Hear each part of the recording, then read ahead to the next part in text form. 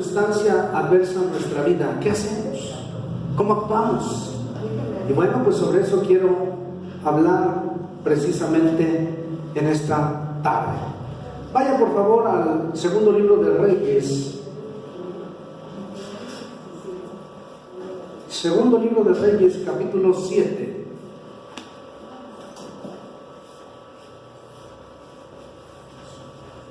Y vamos a leer el versículo 1. Del versículo 1 al versículo 9. ¿Ya lo tiene? Segundo libro de Reyes, capítulo 7, versículo 1. Inicio. Dijo entonces Eliseo: oíd palabra de Jehová. Así dijo Jehová: mañana a estas horas valdrá el seah de flor de harina un siclo, y 2 seahs de cebada un siclo, a la puerta de Samaria. Y un príncipe, sobre cuyo brazo el rey se apoyaba, respondió al varón de Dios y dijo: si Jehová hiciere ahora ventanas en el cielo, ¿sería esto así? Y él dijo: he aquí tú lo verás con tus ojos, mas no comerás de ello. Había a la entrada de la puerta 4 hombres leprosos, los cuales dijeron el uno al otro: ¿para qué nos estamos aquí hasta que muramos? Si tratáremos de entrar en la ciudad, por el hambre que hay en la ciudad moriremos en ella, y si nos quedamos aquí, también moriremos. Vamos pues ahora y pasemos al campamento de los sirios. Si ellos nos dieren la vida, viviremos, y si nos dieren la muerte, moriremos.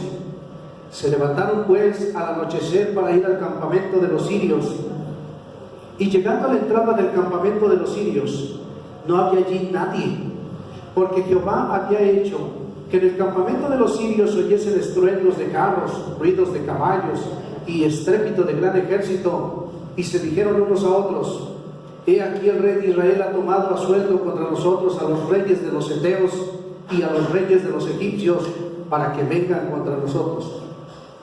Y así se levantaron y huyeron al anochecer, abandonando sus tiendas, sus caballos, sus asnos y el campamento como estaba, y habían huido para salvar sus vidas.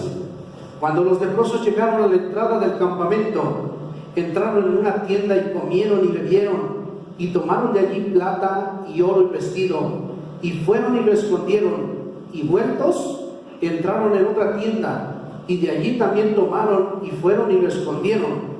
Luego se dijeron el uno al otro: no estamos haciendo bien. Hoy es día de buena nueva y nosotros callamos, y si esperamos hasta el amanecer, no se alcanzará nuestra maldad. Vamos pues ahora, entremos y demos la nueva en casa del rey. Qué historia, ¿verdad? Es de suponer que siempre que vienen las enfermedades, la crisis, la falta de resultados financieros, los quiebres en las relaciones amorosas, el desempleo, la ausencia de logros o el no saber qué hacer en determinadas circunstancias, bueno, pues todo esto tiene algo muy en común. Podríamos decir que son tiempos difíciles. Ahora, los tiempos difíciles pueden llegar en un abrir y cerrar de ojos, pero muchas de las veces se instalan por largo tiempo. Esto es, hay acontecimientos en nuestra vida que simplemente vienen, nos causan un malestar y después se van, pero hay otros que permanecen ahí por mucho tiempo. La pregunta es, ¿qué hacer precisamente en estos momentos difíciles? Es por ello que recurrimos siempre al consejo bíblico, porque la Biblia siempre nos va a dar un ejemplo preciso de qué hacer, cómo hacer en momentos críticos, cuando se presenta una circunstancia que nos duele, que nos lastima, que trae, por así decirlo, tristeza o dolor a nosotros. Hoy precisamente quiero tomar este ejemplo de una guerra que hubo entre los sirios e Israel. Una guerra entre los sirios e Israel. Y quiero ir un poco a lo que es el trasfondo histórico de este pasaje, para poder llegar precisamente a lo que quiero enseñarles acerca de 4 hombres leprosos que se encontraban en una circunstancia difícil, no solamente en su vida, sino además como nación, y ellos hicieron lo correcto en tiempos difíciles. Vaya por favor ahí mismo al capítulo 6, no cierre esta parte de la Biblia, capítulo 6, y vean lo que dice el versículo número 8. Capítulo 6, versículo 8. Ponga atención. Tenía el rey de Siria guerra contra ¿quién? Contra Israel. Y bueno, pues esto ya no nos sorprende. ¿Por qué no nos sorprende? Porque el mayor tiempo que nosotros hemos estudiado Israel siempre está en guerra. De hecho, ahorita está en guerra. Pero mire, vamos a ver lo que es el trasfondo histórico. A pesar de ser una nación pequeña, porque Israel es una nación pequeña que se encuentra en una cordillera, esto es, comparándola con Siria, pues nada que ver, Siria es mucho más grande. Ahora, es muy diminuta. Sin embargo, a través de ser tan pequeña, Israel ha atraído la atención del mundo entero a lo largo de las edades. Siempre Israel, que está en guerra, pues ha venido a ser observada por todos los hombres. Cuenta con muy pocos recursos. No obstante, su ciudad capital ha sido conquistada más de 27 veces. Esto es, Jerusalén ha sido conquistada una y otra vez. Esto es impresionante. Por milenios la nación se ha encontrado en estado de conflicto armado debido a ejércitos que la han llegado precisamente a gobernar. Y bueno, pues nosotros podemos recordar que viene desde los babilonios, desde el antiguo Egipto, el imperio romano, el imperio persia y el imperio turco otomano. Podríamos decir que Israel nunca ha carecido de enemigos. Siempre ha tenido enemigos. Y así es como vemos entonces que inicia aquí el pasaje. Tenía el rey de Siria guerra contra Israel. Nunca ha carecido de enemigos. Pero fíjese, hay algo interesante. Así como Israel nunca ha carecido de enemigos, tampoco ha carecido de la mano de Dios a su favor.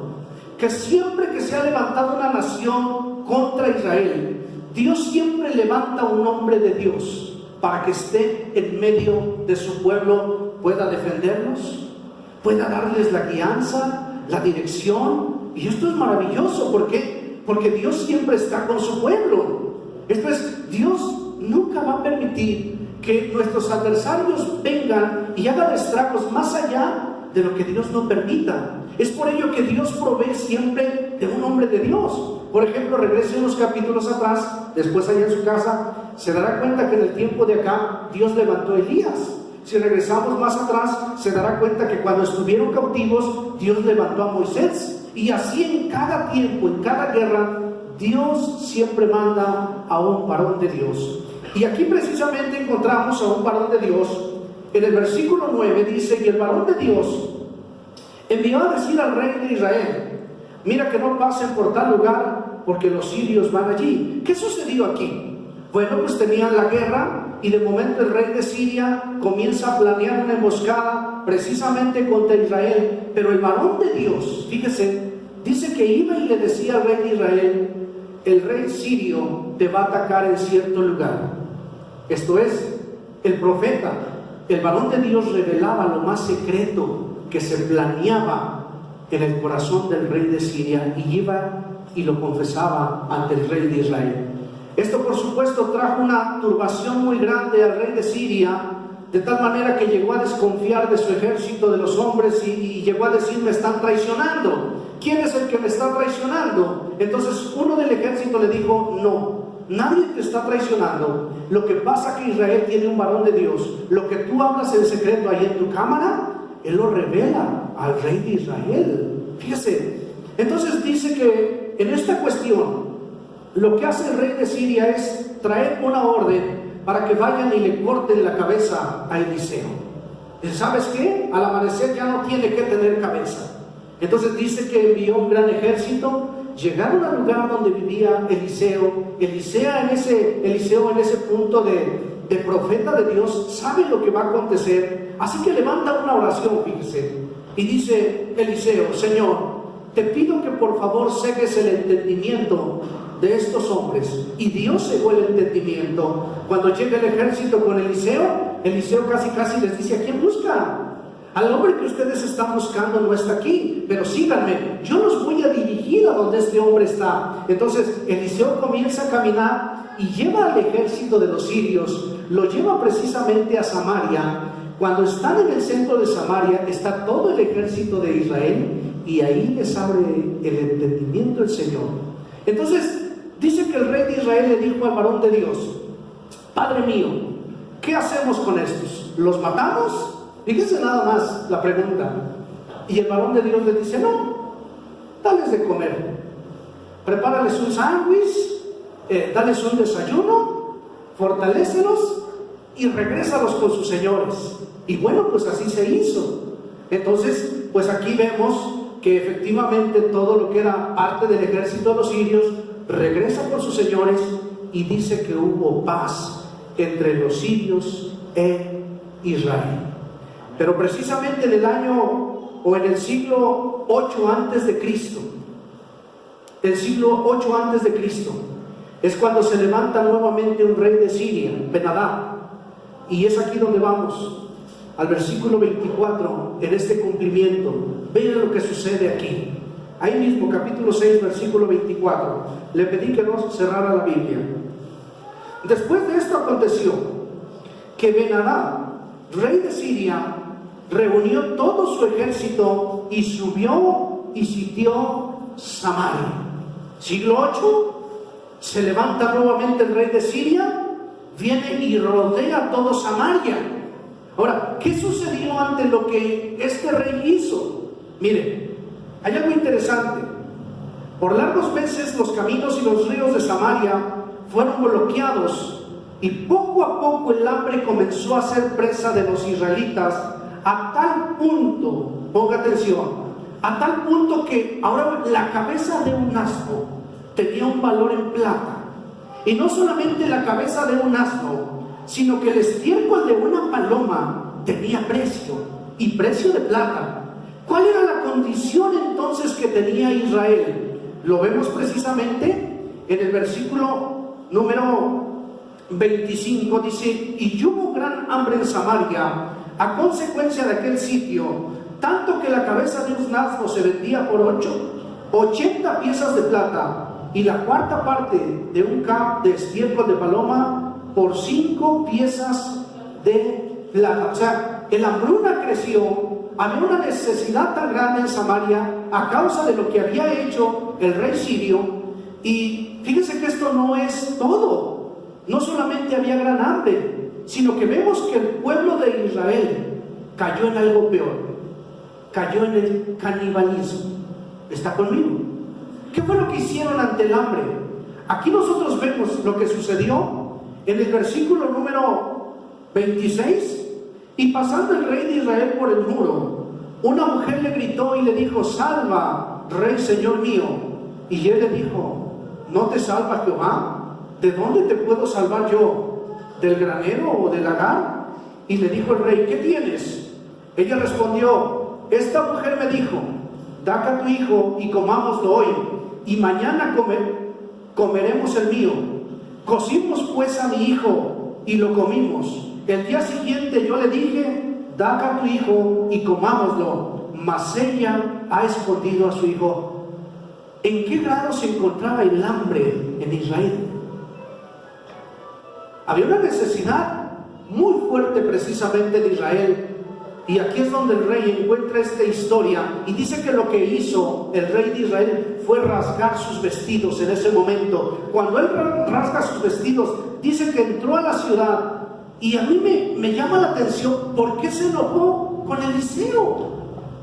¿Por qué el rey de Israel, cuando tiene a un hombre de Dios, cuando ve que está sucediendo esto en Samaria, él dice que se indignó a tal grado que dijo: el día de mañana Eliseo va a estar sin cabeza? ¿Por qué pusieron un hombre de Dios?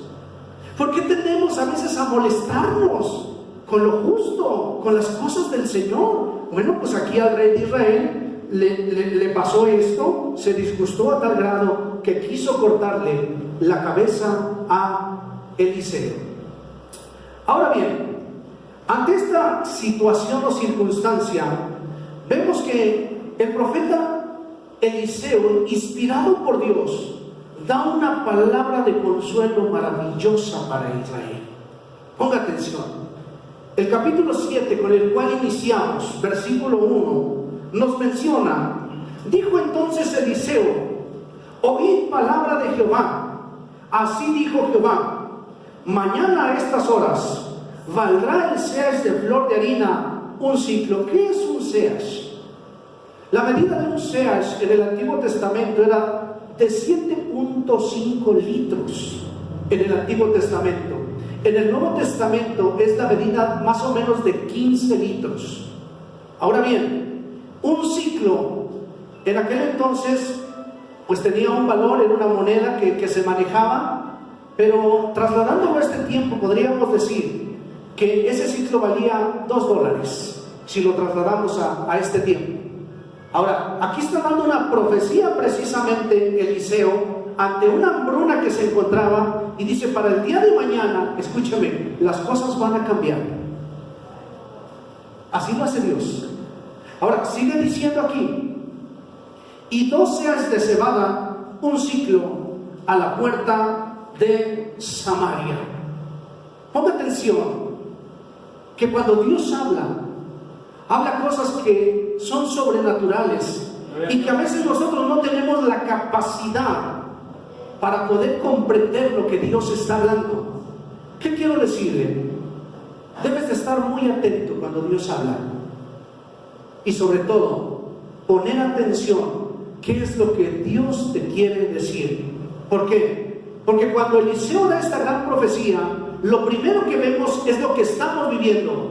Estaban viviendo lo de Samaria, la cabeza de un asno tenía un gran precio, y tú, Eliseo, me estás diciendo que para el día de mañana todo esto será cambiado, todo será transformado. ¿Qué creen? Dios hace grandes cosas en un abrir y cerrar de ojos. Pero a veces, permítame, el corazón del ser humano está endurecido.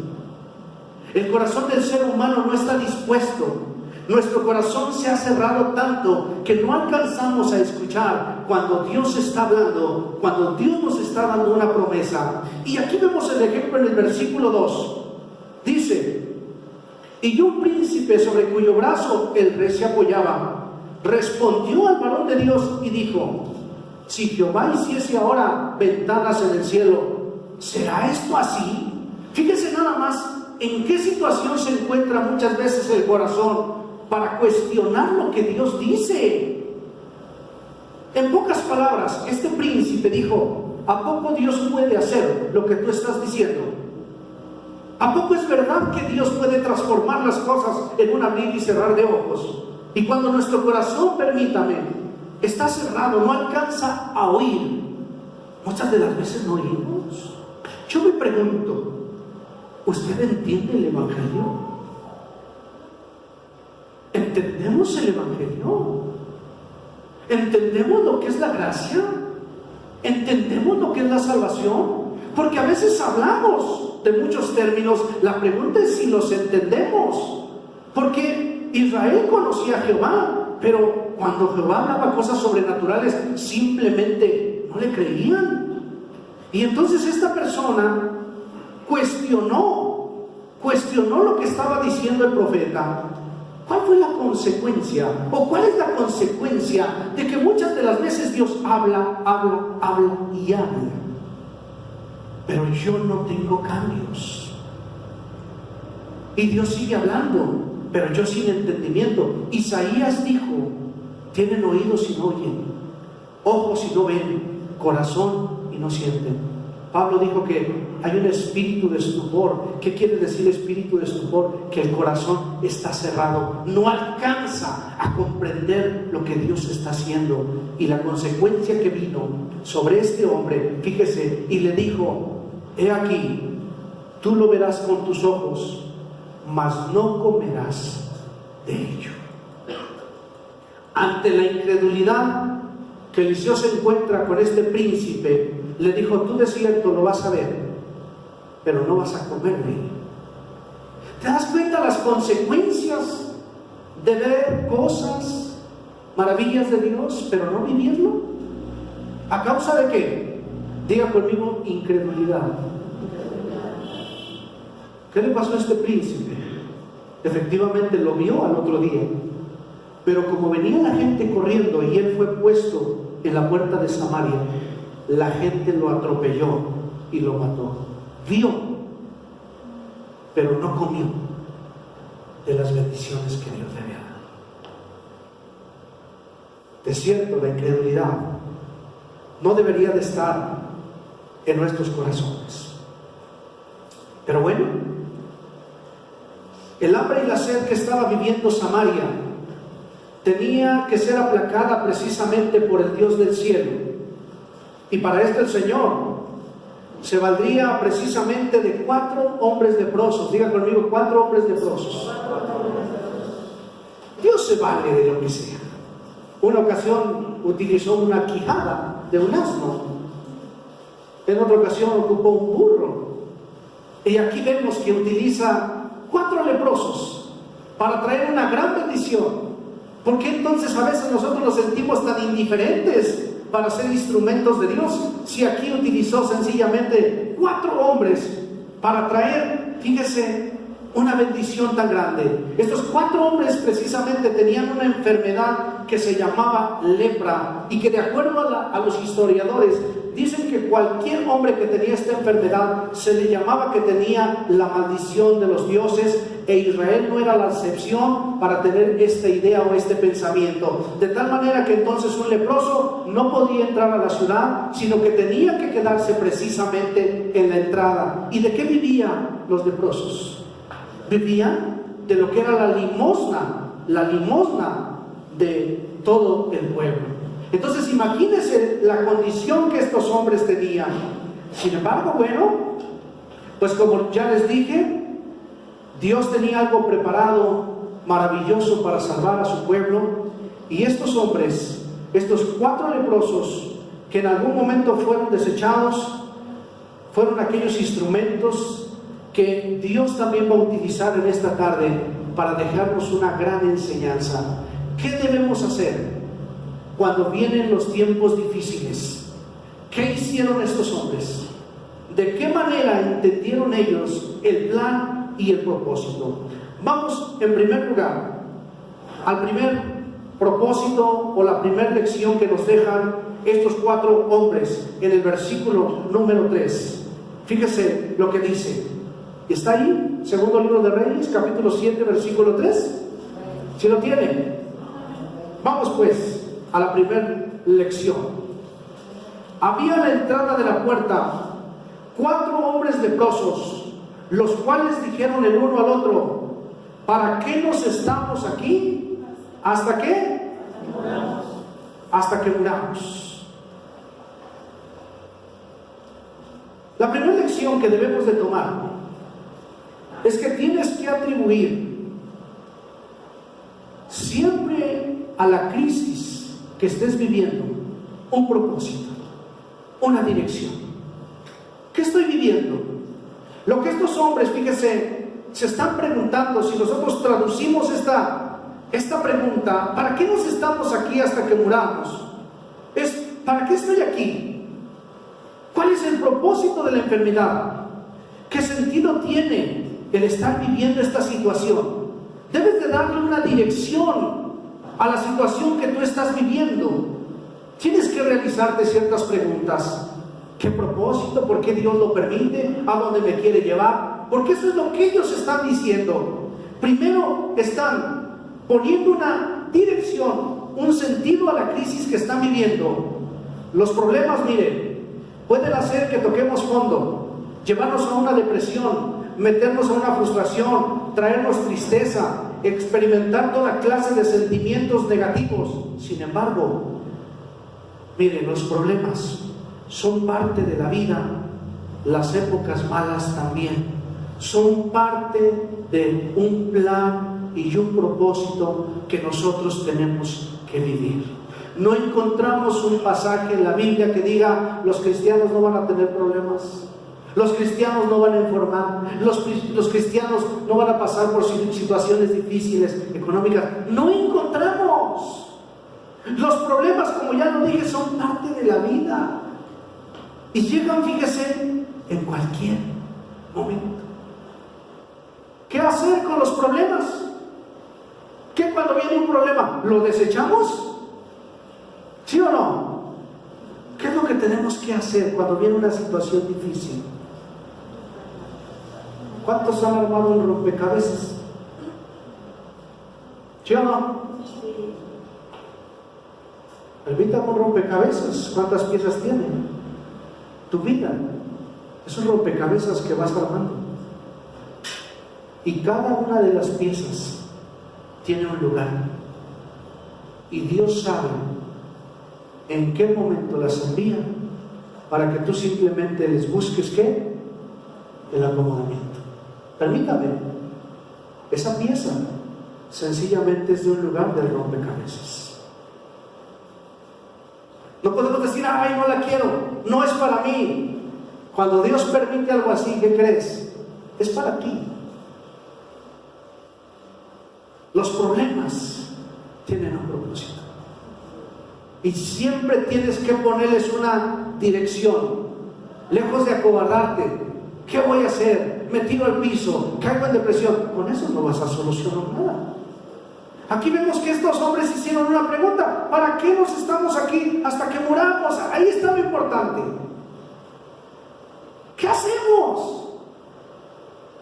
Y así entramos precisamente a la lección número 2, versículo 4. Mire lo que dice. ¿Qué hicieron? Diga conmigo: hicieron un plan. ¿Qué hicieron? Eso es detenernos unos momentos. A ver, hijos, hijas, familia, papá, mamá, ¿qué hacemos? Porque aquí yo me imagino a los 4 leprosos. Su dolor en sí ya tenían problemas desde la lepra, ¿está de acuerdo? Más agréguele el hambre.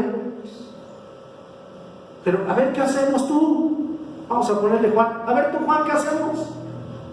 Pues elaboraron un plan. Miren lo que dice: si tratamos de entrar en la ciudad por el hambre que hay en la ciudad, moriremos en ella. Y si nos quedamos aquí, también moriremos. Vamos pues ahora y pasemos al campamento de los sirios. Si ellos nos dieren la vida, viviremos, y si nos dieren la muerte, moriremos.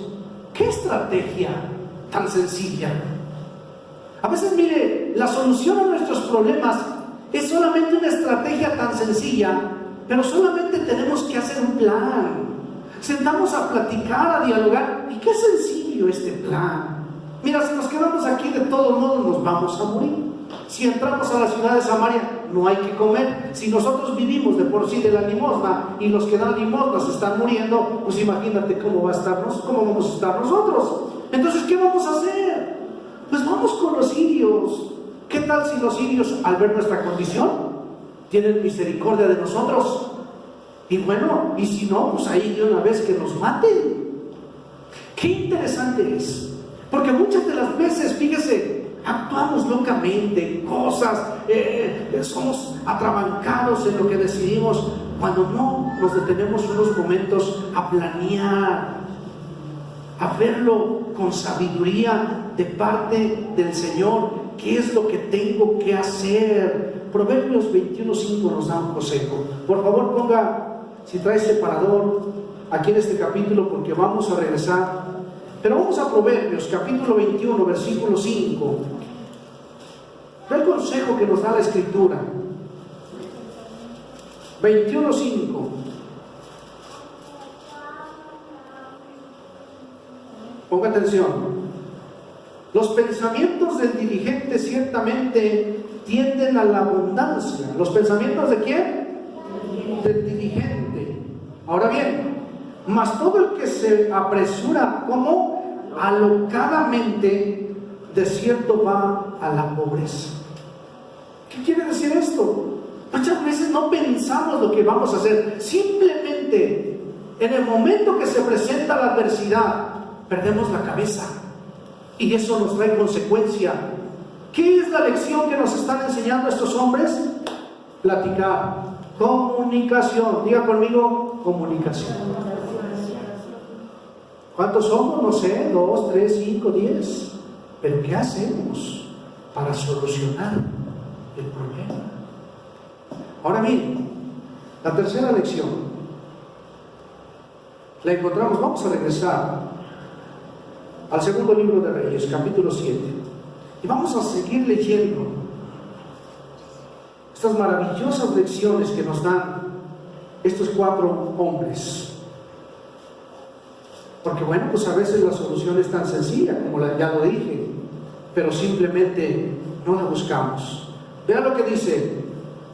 Se levantaron pues, versículo 5, se levantaron pues al anochecer para ir al campamento de los sirios, y llegando a la entrada del campamento de los sirios, no había allí nadie.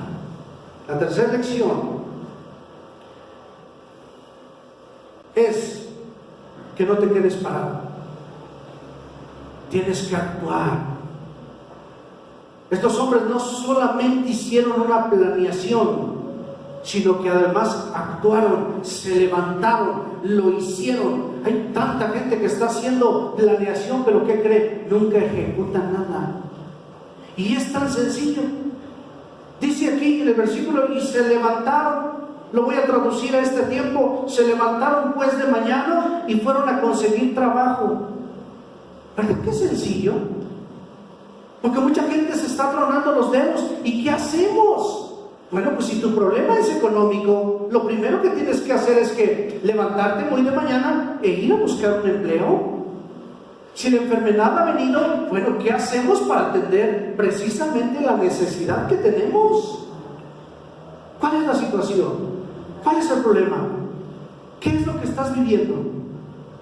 Aquí tenemos el ejemplo. Levántate, actúa, haz algo. ¿Qué es el problema? Vamos, pero con ese ánimo, con ese entusiasmo. Ellos lo realizaron, lo pensaron, planearon precisamente. ¿Cuál era la solución? Bueno, pues esta es la que más se acerca a nuestro bienestar. Pues vamos y hagamos. Y cuando llegaron, ¿qué creen? No había nadie. No había nadie de los sirios precisamente en el campamento. Y no entramos a lo que es la cuarta lección. Vean lo que dice. Versículo 6. ¿Por qué no había nadie con los sirios? Vean lo que pasó. Porque Jehová había hecho que en el campamento de los sirios se oyese estruendo de carros, ruidos de a caballos y estrépito de gran ejército, y se dieron unos a otros, y se dijeron unos a otros: he aquí, el rey de Israel ha tomado a sueldo contra nosotros a los reyes de los heteos y a los reyes de los egipcios, para que vengan contra nosotros. Y así se levantaron y huyeron al anochecer, abandonando sus tiendas, sus caballos, sus asnos y el campamento como estaba, y habían huido para salvar sus vidas. Quiero decirte que el Dios que tenemos es el maestro de las soluciones milagrosas. Amén, gloria a Dios. Milagrosas, cosas impresionantes. Claro que al escuchar al profeta Eliseo, el príncipe dudó de la palabra. Pero cuando nosotros pensamos precisamente en la grandeza de Dios, nos damos cuenta que Dios puede cambiar las circunstancias en un abrir y cerrar de ojos. Dios lo sabe cómo lo hace. Mire, Dios es muy sabio. ¿Es sabio, sí o no? Dios tiene todo el poder. El problema, permítame, es que nosotros no le creemos. Nosotros no hemos depositado en una totalidad la confianza en su palabra. En este tiempo Dios levantó profetas. Y en todos los tiempos, como ya se lo dije, siempre Dios levantó un hombre de Dios. De hecho, cuando comenzó el tiempo de la iglesia, levantó a 12 hombres y les otorgó autoridad, poder para hacer milagros, cosas grandes, dones impresionantes. Pero en este tiempo de la iglesia, usted y yo ya tenemos el testimonio más grande y más seguro, que es la palabra de Dios. Gloria a Dios, amén. Yo le hago una pregunta a la iglesia. ¿Usted cree que Dios es real? Amén. ¿Usted necesita ver que se levante un paralítico? ¿Por qué tiene fe? Porque el oír viene, ¿qué? La fe viene por el oír. La palabra de Dios. ¿Y el oír por qué? La palabra de Dios. Perdóneme, usted y yo ya no necesitamos de eso para creer que Dios es grande. Nosotros tenemos la plena seguridad de que Dios sabe cómo lo hace y en qué momento lo hace, porque Dios es soberano. Amén. Qué importante es esto. Pero miren, la quinta lección es: entiende que Dios obra de maneras misteriosas. ¿Cómo? Yo no sé cómo. Y a veces no entendemos nosotros humanamente cómo Dios lo hace. Aquí simple y sencillamente, en la noche Dios les puso temor a los sirios agarraron sus cositas y se echaron a correr. En otros momentos derribó las murallas, en otros momentos resucitó muertos, en otros momentos lo hace de diferente manera el Señor, porque Él sabe cómo lo hace, maneras misteriosas. Amén. Gloria a Dios. Yo no sé cómo lo vaya a hacer en tu vida, ni lo que esté haciendo. Lo que sí te digo es que Dios está formando tu persona y tu carácter, pero Dios así lo hace, así se mueve. Y ni usted ni yo podemos ordenarle a Dios cómo lo tiene que hacer. Pero de momento Dios hace cosas maravillosas. Él es muy grande. Y la iglesia tiene la plena seguridad que Dios lo puede hacer. No cuestiones. Cuando Dios efectuó un milagro, no pierdas el tiempo y cómo lo hizo y por qué así. No, el Señor lo hace de diferentes maneras. En una ocasión el Señor tomó, escupió el piso, hizo lodo, lo untó en los ojos de un ciego y el ciego recobró la vista. A ver, dígame, ¿usted aceptaría eso? Así no es el Señor. En otras ocasiones llegó y le dijo al que estaba allí en el estanque ya por muchísimos años: levántate. Es que así es el Señor. Amén. Gloria a Dios. Actúa de una manera misteriosa. Ay, tanto que me ha costado mi familia, mis hijos para que lleguen al Evangelio. En un abrir y cerrar de ojos caen de rodillas. Yo no sé ni cuándo, le dije a mi mamá, sí. Cuando era el más duro, no sabrás cuándo Dios ya efectuó el milagro, porque así es Dios. Qué maravilloso. Pero vamos a la quinta lección que nos dan estos hombres. ¿Qué fue lo que hicieron? La quinta lección que nos dan estos 4 leprosos es que disfrutaron las bendiciones en medio de la crisis. Disfrutaron las bendiciones en medio de las crisis. Miren lo que dice aquí. En el versículo número 8. Cuando los leprosos llegaron a la entrada del campamento, entraron en una tienda y comieron y bebieron y tomaron de allí plata y oro y vestido y fueron y lo escondieron. Fíjese lo que hacen. Imagínense la escena. Ellos están en la puerta de Samaria, se dirigen hacia los sirios. Cuando llegan al campamento no había nadie y todo tirado. Entran a la primera habitación, ven los bisteces, ¿qué más? Huevo con salchicha. Ponga atención, ¿qué tenían ellos? Hambre, ¿cierto? Aquí hay comida, no hay nadie. Pues comamos.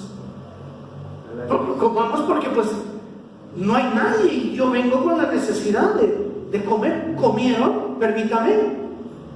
Después se quitaron la ropa sucia, se pusieron el mejor trajecito, luego tomaron oro y plata, fueron a esconderlo. ¿Y qué hicieron después? Fíjese, ponga atención. Y fueron y lo escondieron. Y vueltos, entraron en otra tienda y de allí también tomaron y fueron. ¿Y qué? Y lo escondieron. ¿Sabe qué aprendemos de aquí? Lo que aprendemos de aquí es que las bendiciones de Dios se dejan ver constantemente, pero nosotros somos los que no queremos verlas. Tú eres una persona muy bendecida, pero qué gente. Dime qué te hace falta.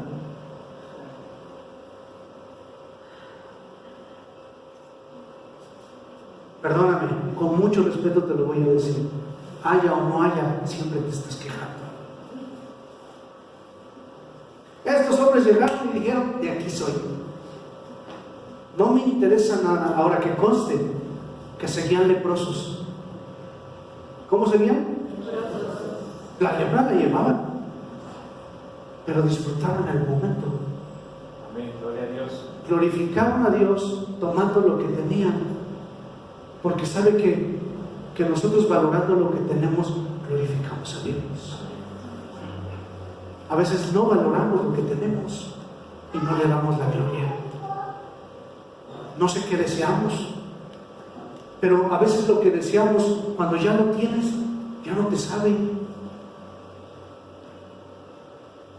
Los que fuimos muchachos un día, ¿no es verdad que lo que más anhelábamos eran unos tenis buenos?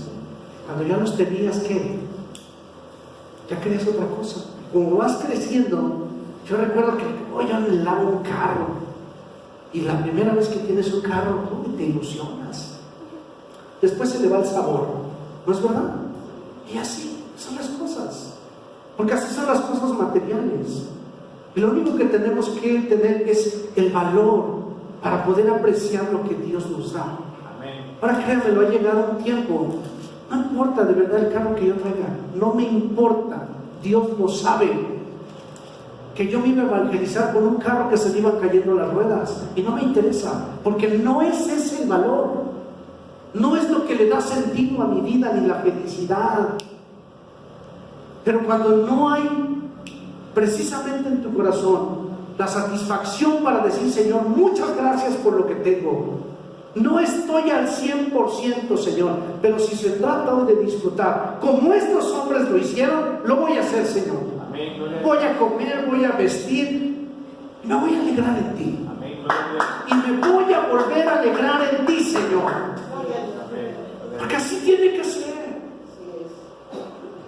Sin duda que estos hombres seguían con el dolor. Amén. Pero eso es lo importante, que valores los momentos. ¿Está conmigo? Amén. Un cristiano sano es aquel que ha aprendido a disfrutar la vida a pesar de la enfermedad, el problema, la situación difícil. Un cristiano sano, a pesar de lo que esté viviendo, valora la vida. Amén. Eclesiastés capítulo 7, versículo 14.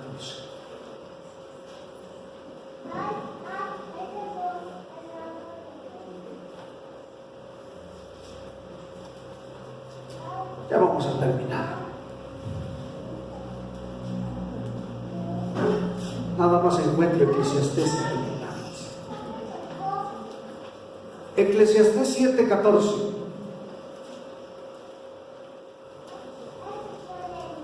Qué bonita expresión de Salomón. En el día del bien, ¿goza de qué? Pues sí, ¿no? Pues en el día del bien me voy a gozar, porque para eso es. Y sigue diciendo, y en el día de la adversidad, considera, Dios hizo tanto lo uno como lo otro, a fin de que el hombre nada halle después de qué, de él. ¿Quién dijo esto antes? Job. ¿Que acaso voy a recibir lo bueno de Dios y lo malo no? No. Tanto lo uno como lo otro, en nosotros que somos hijos y propiedad de Dios, es voluntad del Señor. Y siempre tenemos que glorificar. Para eso existimos. Usted y yo existimos para la gloria del Padre. Así es el Señor. Pero bueno, ¿qué le parece si vamos a la sexta lección, regresando nuevamente al segundo libro de Reyes? Y con esto voy a concluir. Llévese esta enseñanza, porque la sexta lección es que tú tienes que ser un puente de bendición para otros. ¿Un qué? Miren qué pasaje me encontré. Yo no sabía cómo titularle esto. Cada que hago un sermón, busco como 30 nombres. Y aquí encontraba como 30, 40 nombres. Ya de momento llega la luz. Pero este pasaje a mí me impactó. Me impactó. Bueno, pues ya comieron, ya bebieron, ya tenían su parte. Estaban como, estaban los leprosos saciados. La pregunta es, ¿cómo te encontró el Señor? Porque a mí me encontró el leproso y hecho a un lado la puerta de Samaria. Así me encontró Dios. Y sabe, Dios transforma la maldición en bendición. Estos hombres unos momentos antes eran desechados y sobre su vida había maldición, y en un abrir y cerrar de ojos estaban saciados y todo era de ellos. Todo. ¿Se imagina lo que quiere decir todo? Nada más había 4. Todo un campamento para ellos. ¿Cómo estaban? Diga conmigo, saciados. Así como tú estás. ¿De dónde te rescató Dios? Y todo lo que tienes hoy. No, Señor, es maravilloso. Nuevamente volvieron a platicar los leprosos. Miren, luego se dijeron el uno al otro, no estamos haciendo bien. Diga conmigo, no estamos haciendo bien. No estamos haciendo bien. Cuando Dios nos bendice y nosotros retenemos nuestra mano, somos envidiosos, somos egoístas. Lo único que vemos somos nuestros problemas. No estamos haciendo bien las cosas. Dios no te rescató de un estado de lepra y te llevó a un punto de bendición para que hoy en día tú te sientas saciado y no quieras hacer nada. No estamos haciendo bien, señores. Y miren, hoy es día de buena nueva. Hoy es día, dijo Isaías, de salvación. Hoy se puede salvar una persona por ti o se puede perder. Tú y yo somos los responsables. Yo te pregunto, ¿qué hubiese pasado si los leprosos no se regresan a dar el mensaje a Samaria? ¿Qué hubiese pasado? Samaria se muere de hambre. ¿Por qué? Porque imagínense que les entra el egoísmo, la ambición, que son características del ser humano. Ya tenemos, antes no teníamos, hoy somos ricos. ¿Por qué me va a interesar la vida de mi vecino, de mi vecina? ¿Por qué yo me voy a preocupar? Cuidado. Porque nosotros como hijos de Dios no puede existir ese corazón. No estamos haciendo bien. Hoy es día de buena nueva y nosotros callamos. Ponga atención. ¿Nosotros qué? Cuidado. Mira, hermano, yo desde aquí te lo digo con todo mi corazón. Si tú has sido bendecido y estás callando del Evangelio, las cosas no están bien en tu vida. El próximo domingo voy a hablar de lo que es la vid y la poda. Y te voy a mostrar que para que haya respuesta a tus oraciones, tiene que haber fruto. ¿Tiene que haber qué? Fruto. Cuando hay fruto, todo lo que pidieres al Padre en mi nombre os será hecho. Pero porque en tu mano está el fruto, algo que tienes que entregarle a Dios, entonces Dios se compromete contigo. ¿Por qué Dios se compromete? Porque en ti hay un fruto. Y dice aquí, fíjese nada más, hoy es día de buena nueva y nosotros callamos. ¿Cómo es posible que ante una salvación tan grande, lo que Dios ha hecho, de dónde Dios te sacó y tú callado? Tú no le hablas a nadie. Ay, es que me da pena. ¿Qué va a decir mi amiga? ¿Qué tal si le predico y luego me dice hermana? Pues que te diga como sea. Pero tú fuiste llamado, tú fuiste llamada para anunciar las verdades del reino. Porque alguien está viviendo lo que tú vivías cuando el Señor te llamó. ¿Sabes por qué permitió que nos diera lepra el Señor? Para que hoy tuviéramos un testimonio de qué hablar. Yo tengo de qué hablar. Yo sí puedo predicarle a un drogadicto y a un alcohólico. Debería de ser mi trabajo. Entrar a las cantinas, ir a los lugares y salvar a la gente. Y no a la cantina para tomar, porque se me quedó viendo así. Si de ahí lo rescató el Señor. No, para llevar el mensaje. ¿Sabes? Siempre que me encuentro con un alcohólico, un drogadicto, le puedo transmitir la palabra. Cada que me encuentro un hogar desbaratado, le digo, pues si el mío estaba peor que el tuyo. Cada que me encuentro una persona que está sufriendo, digo, nosotros sufríamos más que tú, pero un día abrimos nuestro corazón. Vino Jesús y quitó nuestra lepra, quitó nuestra maldición, nos dio nuevas vestiduras, nos lavó con su sangre preciosa y nos preparó para llevar las buenas nuevas del Evangelio a toda criatura. Para eso fuiste rescatado, para llevarle el mensaje a aquellos que en este momento se están muriendo y no tienen esperanza. Y eso es delicado. Mire, cuando un cristiano se calla lo que Dios ha hecho, es delicado. ¿Por qué es delicado? Mire, hasta el amanecer nos alcanzará nuestra maldad. ¿Es pecado no hablar del Señor para un cristiano? ¿Te das cuenta de la responsabilidad que tienes? La responsabilidad que tengo de no hablar.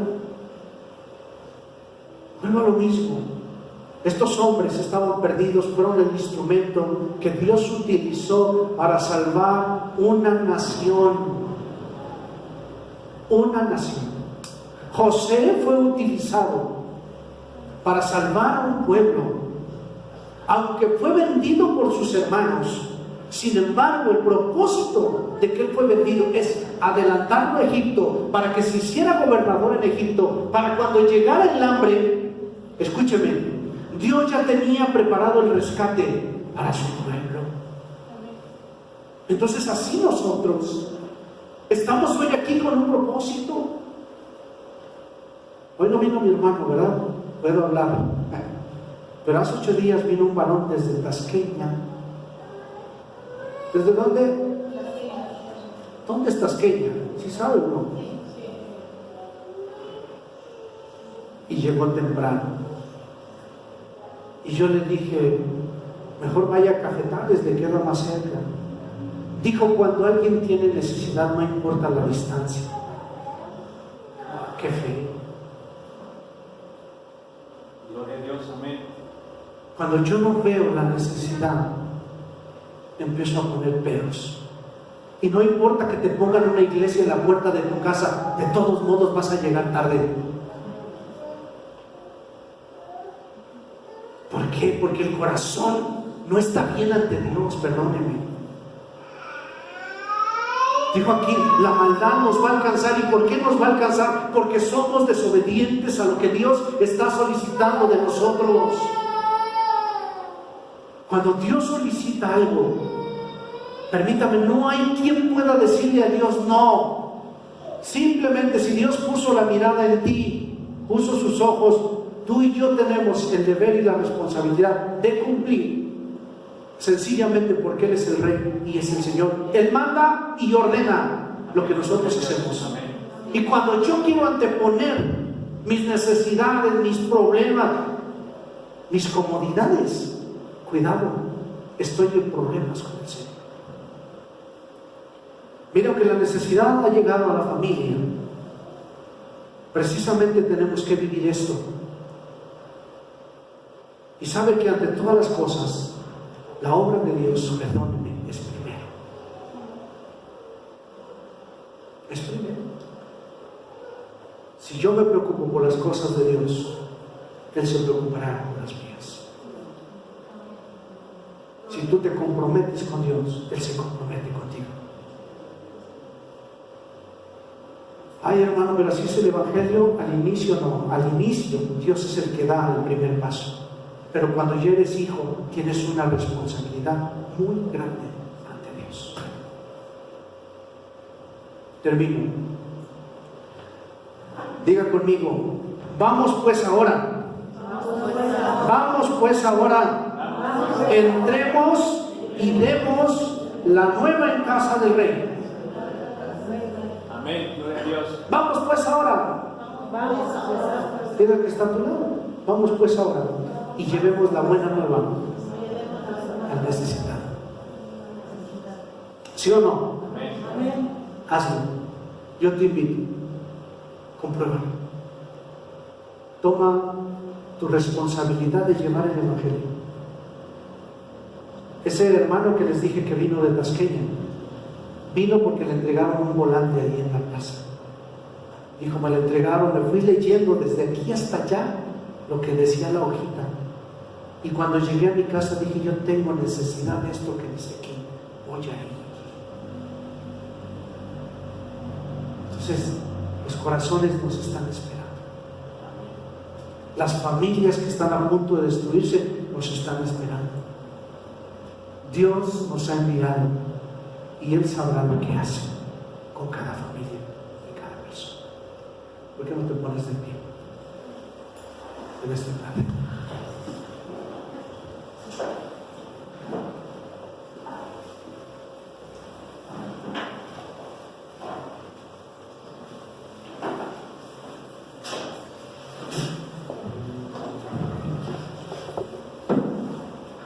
Hoy mismo le vamos a hablar a una persona. ¿Sí o no? Hoy mismo háblale a una persona. No te tardes en llevar el mensaje. No sea que sea demasiado tarde. Para eso Dios te levanta. Cierra tus ojos. Medita. Medita qué haces aquí. ¿Sabes por qué has venido? Porque tu familia tiene necesidad, mucha necesidad, y tú vas a ser el medio, el puente de bendición para que ellos le conozcan. Padre, te exalto, te bendigo, te glorifico, te reconozco en esta tarde como el Eterno, como el Shaddai, y te bendigo con todas mis fuerzas. Todas las cosas has tenido de nosotros misericordia. Nosotros los que estamos aquí nos encontrábamos en una condición peor que estos 4 hombres, Señor. Tú nos has llamado, nos has lavado con tu sangre preciosa, Jesús, y nos has preparado para ser tus siervos. En esta tarde te pido perdón si no hemos hecho las cosas como tú quieres. Te pido perdón si debiendo de haber llevado todavía más frutos, Señor, no lo hemos dado. Te pido que bendigas a tu iglesia con sabiduría, con inteligencia, con denuedo. Que nos hagas entender el lugar que ocupamos, Dios. Estos hombres entendieron que ellos eran la fuente, que ellos eran el medio, que no había otro medio para salvar a Samaria. Y dieron el paso de fe, Señor. Que quebraron todo orgullo, quebraron toda soberbia, quebraron toda altivez, para darse cuenta que había mucha abundancia como para que ellos solos disfrutaran de eso.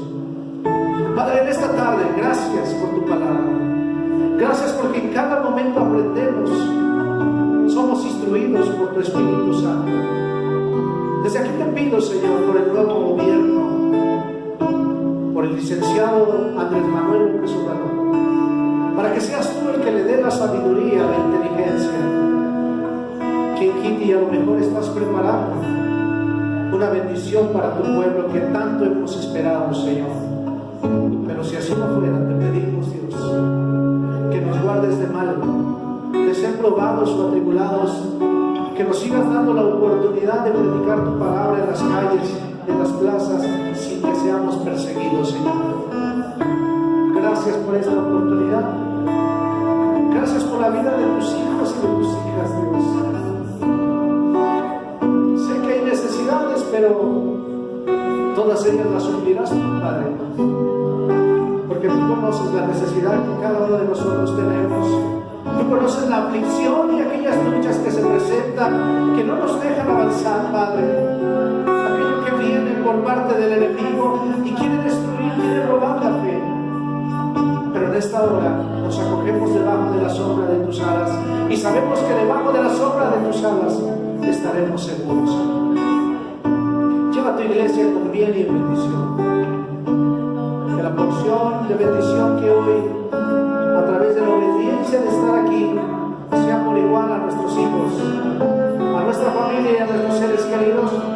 Que la salvación pueda llegar a los corazones necesitados y que nosotros seamos el instrumento y el medio que tú uses para que muchas familias te conozcan.